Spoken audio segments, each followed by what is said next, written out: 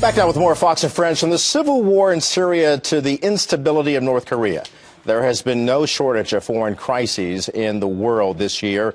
But what are the most serious threats America will face in 2014?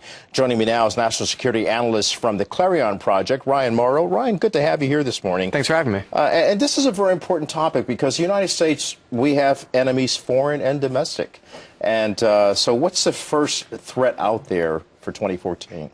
Well, of the top five, I would say the fifth one would be instability in North Korea. Kim Jong-un just executed his own uncle, the number 2 man, and so he sees a genuine power struggle in there. And so if there's internal instability there, what does North Korea do? They engage in provocations overseas. So expect North Korea to do something aggressive very soon. Okay, what about Russia?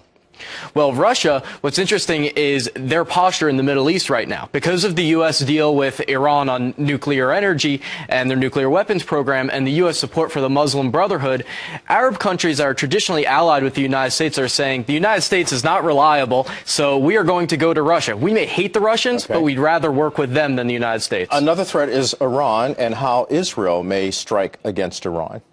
Right. That's always, for the past several years, been one of the top threats, an Israeli strike on Iran's nuclear facilities because of the blowback that will result. The Arab world especially will cry and have protests in the streets, but behind the scenes, most of the Arab world will be cheering the Israelis on. And something else is always a concern to us, and that's homegrown terrorism.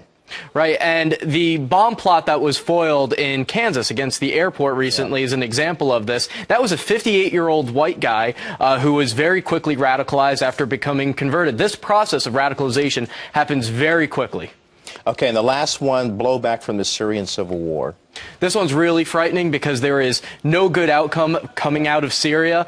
You have over 11,000 foreigners now fighting in Syria. And so one of two things is going to happen. Either it's going to spiral out of control and the fight goes on, or there's going to be a ceasefire, and then you're going to see the Muslim Brotherhood and Iran make up and form an anti-American alliance. That's dicey. Ryan Mauro, thank you. It's a lot to look out for 2014 in terms of our own defense and national security. Thanks very much.